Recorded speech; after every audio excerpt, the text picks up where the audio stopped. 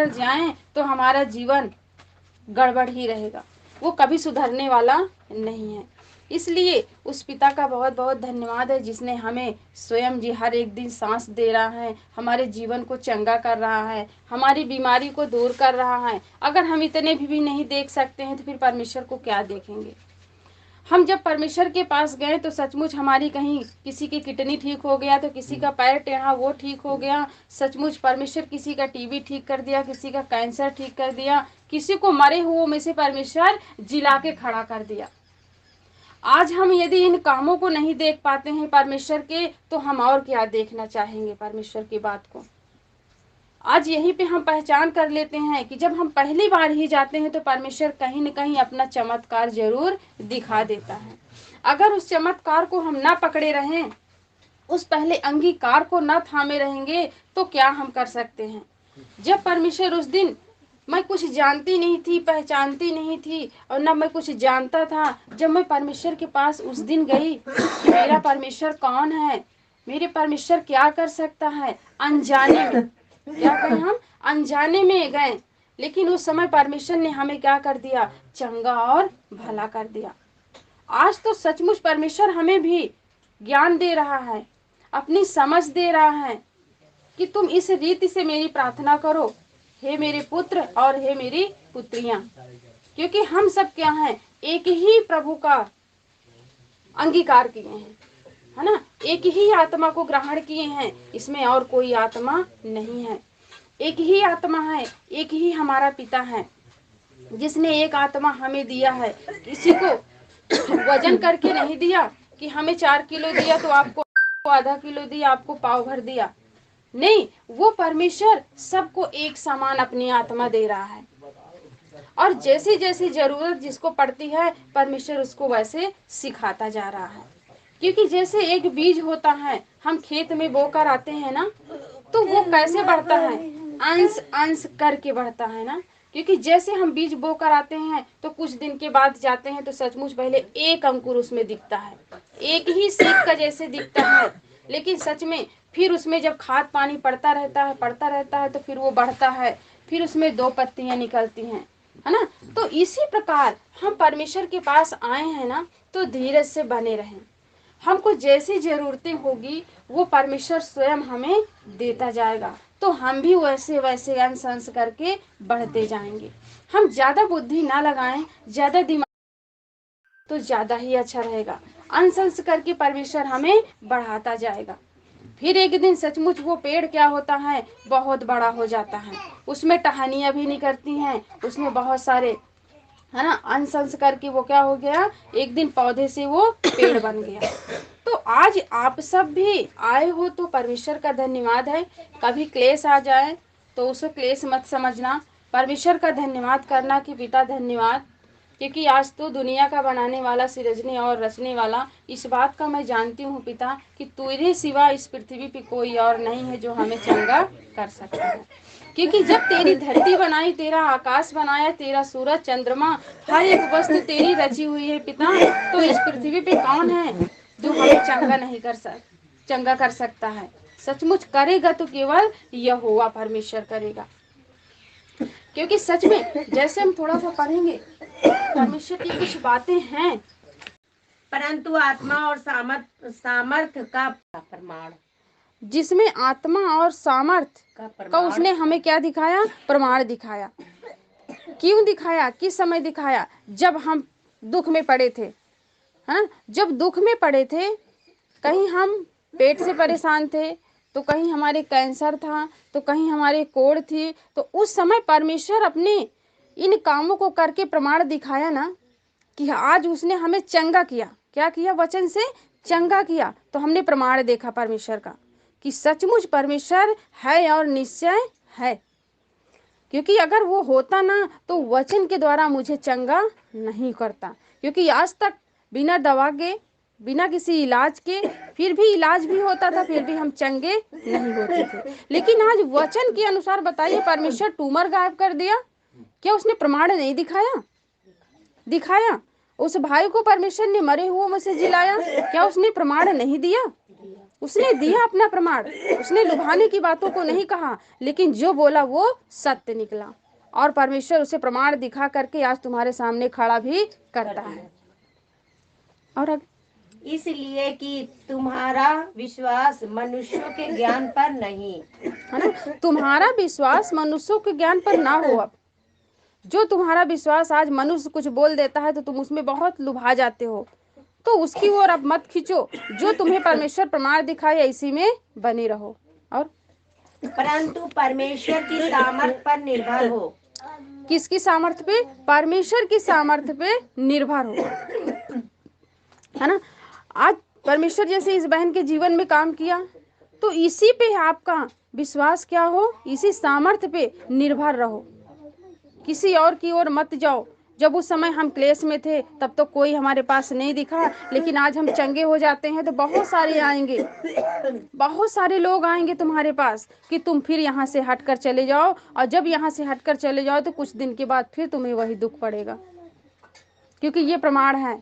आज हमारे ही सामने जिस भाई को सचमुच परमेश्वर ने चंगा किया था, कहो दूर की बात नहीं है, मनौरी की ही बात है, जिस भाई को सचमुच परमेश्वर का धन्यवाद है, उसकी रीढ़ की हड्डियां गल गईं, वो बेड पर पड़ा, उठ नहीं पाता था, डॉक्टर ने जवाब दे दिया कि मैं ये कभी अब चल फिर नहीं पाएगा, थोड़े दिन का साथी है।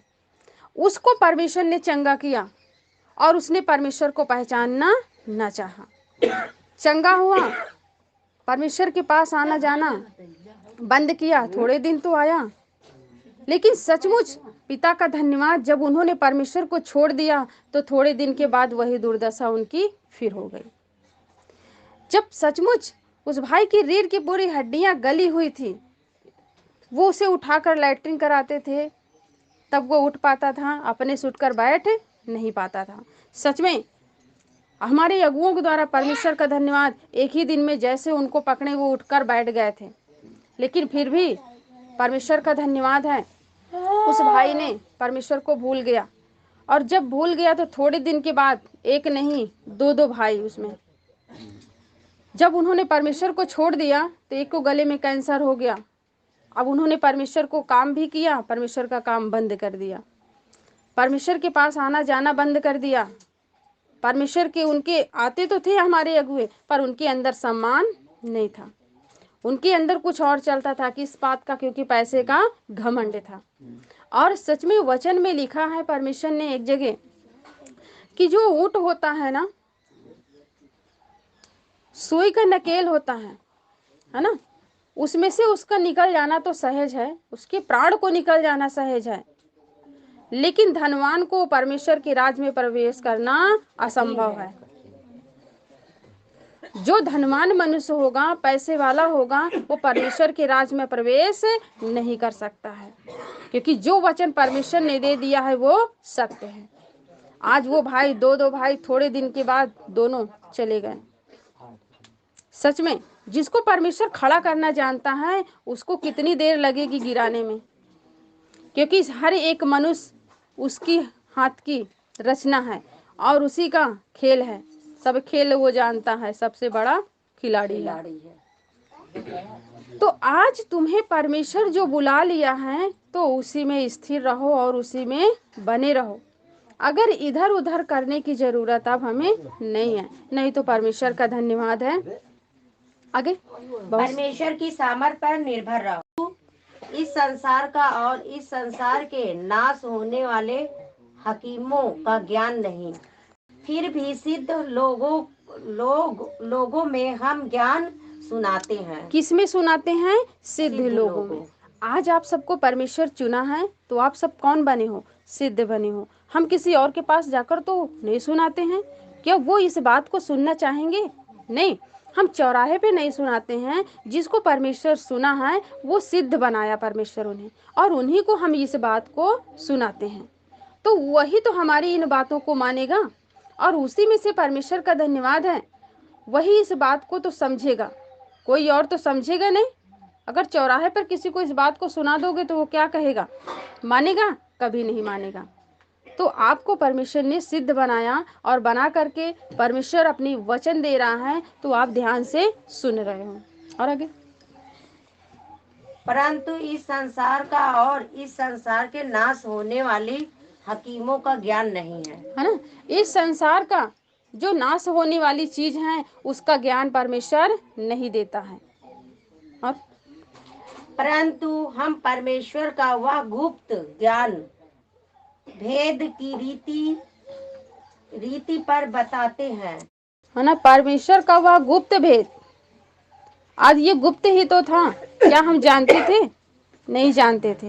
ये गुप्त भेद है जो परमेश्वर आज हमारे सम्मुख क्या किया है, उसे प्रकट किया है और इस बात को बता रहा है। इतने दिन का जो जीवन था सचमुच, लेकिन हमें क्या इस बात को पता चला? जब तक वो किसी को बताना नहीं चाहेगा तब तक कोई मनुष्य उसको जान नहीं सकता है। और जिसे परमेश्वर ने सनातन से हमारी महिमा के लिए ठहराया। सनातन से, है ना, सनातन से परमेश्वर ने हमारे लिए महिमा के लिए क्या किया था? ठहरा कर रखा था। आज वो दिन आ गया है तो परमेश्वर ने हमें दिया। जब जिस समय वो जान लेता है कि अब इस बात को ये मेरी बेटी है, बेटा है, समझेगा, उस समय परमेश्वर हमें देता है। उससे पहले भी तो दे सकता था, लेकिन उस समय हम समझते ना। जब हमारे ऊपर क्लेश आता है, दुख आता है, तो परमेश्वर देखता है कि अब इस बात को ये मेरी पहचान सकता है। उस समय परमेश्वर अपनी बेटी और बेटा को क्या करता है? इस बात को बताता है और प्रकट करता है। उस समय हम इस बात को समझ जाते हैं कि सच में हमारा बनाने वाला तो हमारा परमेश्वर पिता है। और जिसे इस संसार के हकीमों में से किसी ने नहीं जाना। इस संसार के हकीमों में से किसी ने इस बात को नहीं जाना। क्यों नहीं जाना? क्योंकि आगे लिखा है परमेश्वर, क्योंकि यदि जानते तो तेजोमय प्रभु को क्रूस पर न चढ़ाते। अगर वो इस बात को जानते, है ना, यीशु मसीह को, कि अगर इसके मरने से शायद इतने सारे लोग, इतने मसीह जी उठेंगे, तो सचमुच वो हकीम क्या करते? आज इसे ना मारते, क्रूस पर उसे ना चढ़ाते।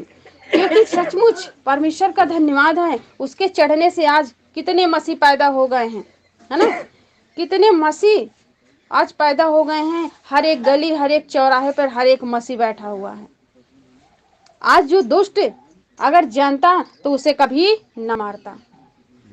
सचमुच उस परम प्रधान पिता का बहुत बहुत धन्यवाद है, सर्वशक्तिमान पिता का, क्योंकि उसकी राज की बात कौन समझ सकता है, उसकी बुद्धि को कौन पा सकता है। सबसे बड़ा वो ज्ञानी है, स्वर्ग में दाता विराजमान है। और आगे, परंतु जैसा लिखा है कि जो आंख ने नहीं देखी, है ना, जो आंख ने नहीं देखी और आंख ने नहीं देखी और कान ने नहीं सुना, और जो बातें मनुष्य के चित्त में नहीं चढ़ी वही है। जो बातें मनुष्य नहीं समझता, नहीं जानता, वही बातें तो आज परमेश्वर हमें दिखा रहा है। जो आंख ने कभी नहीं देखा, क्या यीशु मसीह को आंख ने कभी देखा? परमेश्वर को किसी ने देखा? नहीं देखा, पर वो जो बोल देता है वो हो जाता है ना। जैसे उसने कहा, विश्वास बिना मुझे प्रसन्न करना अनहोना है। सचमुच विश्वास की भी बात है। परमेश्वर का धन्यवाद है।